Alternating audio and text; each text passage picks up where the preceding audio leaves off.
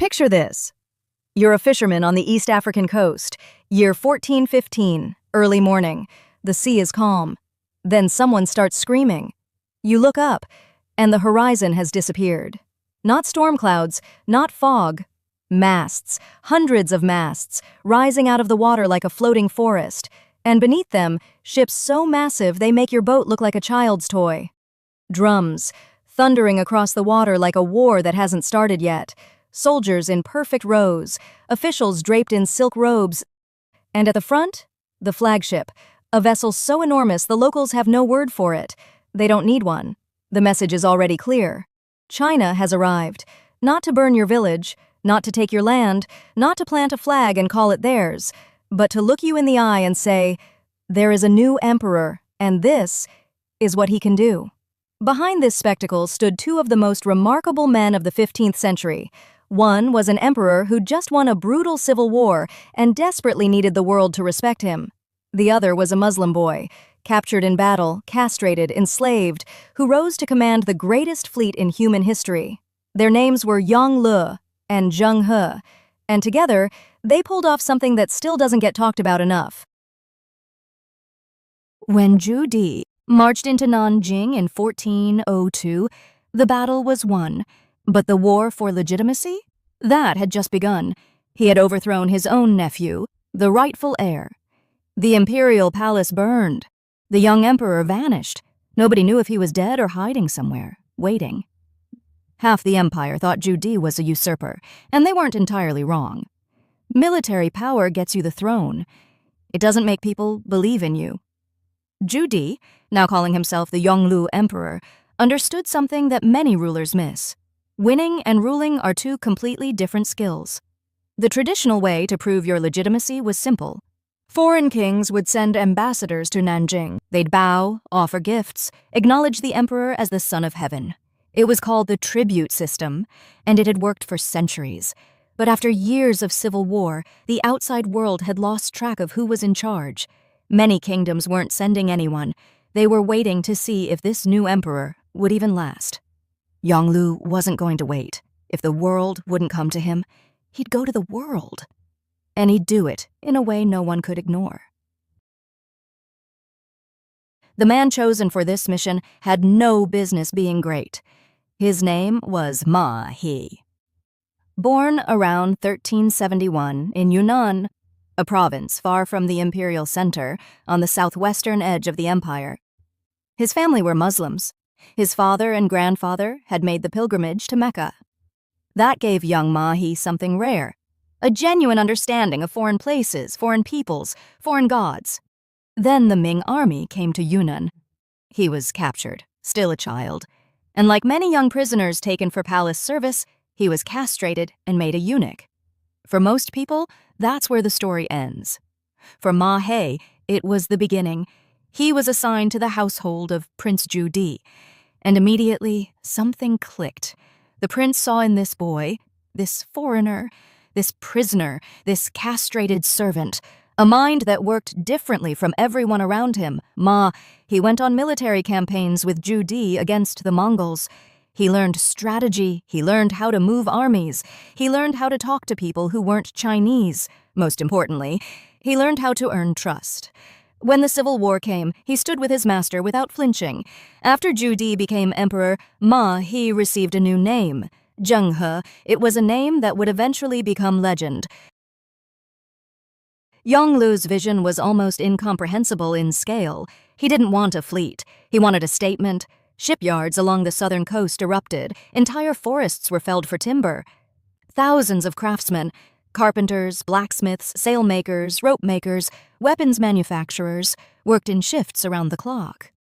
The fleet that emerged wasn't just ships. It was a city on water. Treasure ships for diplomats and cargo, warships for protection, horse transports, supply vessels, patrol boats that scouted ahead of the main fleet. Some expeditions involved more than 200 ships and nearly 28,000 people. Sailors, marines, doctors, astronomers, translators, diplomats, artisans, officials. Decades before Portugal would round the tip of Africa, China had already built something that dwarfed anything sailing anywhere else on Earth. and in 1405, Zheng He took it to sea. The first real challenge wasn't a foreign king, it was a pirate. Chen Zuyi controlled the straits around Palembang, the choke point of Southeast Asian trade. He'd been terrorizing merchant ships for years. Local rulers were helpless against him.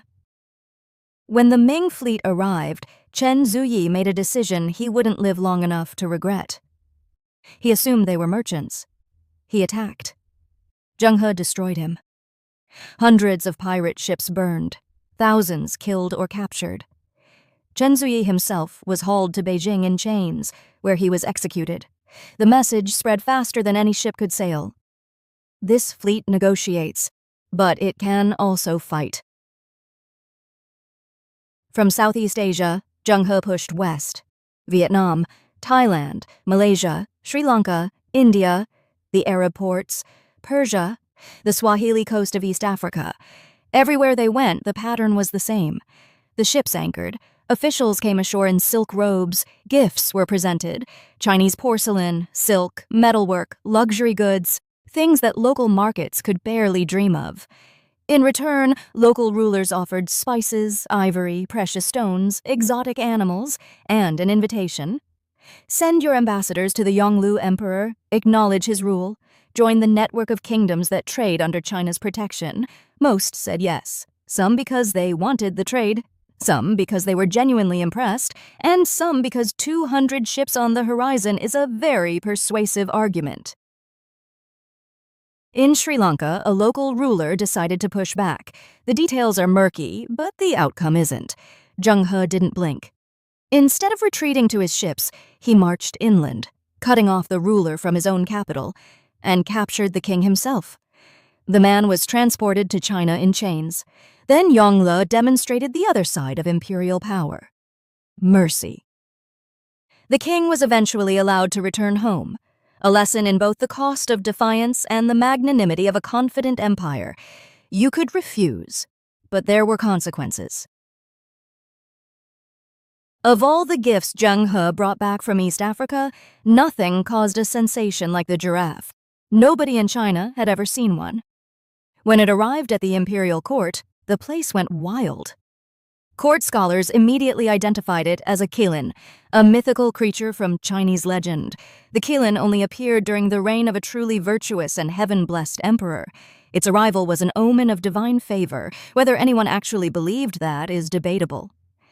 But Yongle leaned into it completely. Poets wrote about the giraffe. Artists painted it. Officials gave speeches about what it meant.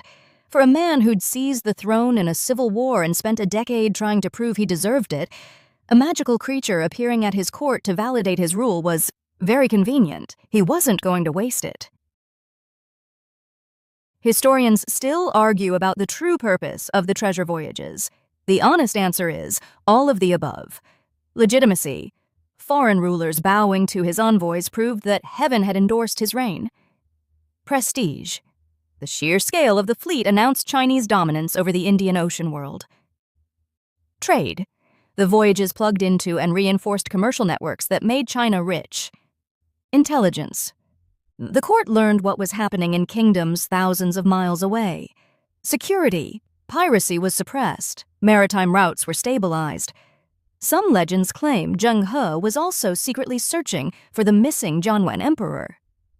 The deposed nephew, whose body was never found. A ghost haunting Yonglu's reign. No one has proved it, but it's the kind of theory that refuses to die. Because the truth is, men like Yongle rarely do things for just one reason.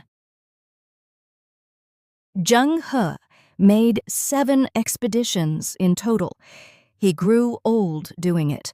The Indian Ocean aged a man. The final voyage began in 1431.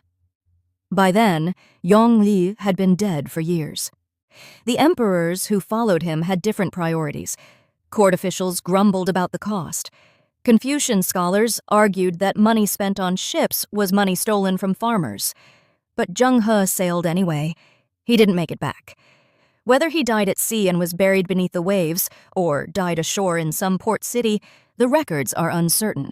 Some things were deliberately destroyed in the decades that followed, when the court turned its back on the ocean entirely. What's certain is this: the boy captured in war, castrated, enslaved, renamed, that boy crossed half the known world as the most powerful admiral of his age. And then he was gone. China didn't abandon the sea because it failed. It abandoned the sea because it worked, and then the priorities changed. The Mongols were massing in the north. The frontier needed soldiers and money and walls. Confucian officials who never trusted the ocean voyages finally had the ammunition they needed to shut it down. Shipbuilding slowed, records were burned, the great treasure fleets, the largest the world had ever seen, became a ghost story. Nothing like them would ever sail again. Not from China, not from anywhere. Here's what gets me about this story.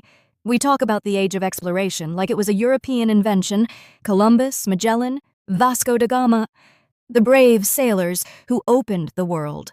But decades before any of them left port, a Muslim admiral from Yunnan was already standing on the East African coast, watching giraffes load onto his ship. He'd been to Arabia. He'd crossed the Bay of Bengal. He'd navigated the monsoon winds of the Indian Ocean with a fleet so large it made European warships look like river barges.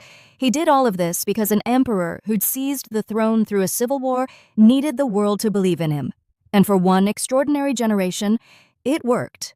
Yongle got his recognition, Zheng He got his legacy, and the Indian Ocean got a glimpse of what China could do when it decided to show up. Then it ended, and the world went a different direction. You have to wonder sometimes, what would have happened if it didn't? Next episode, Yongle turns north. The Mongols are waiting.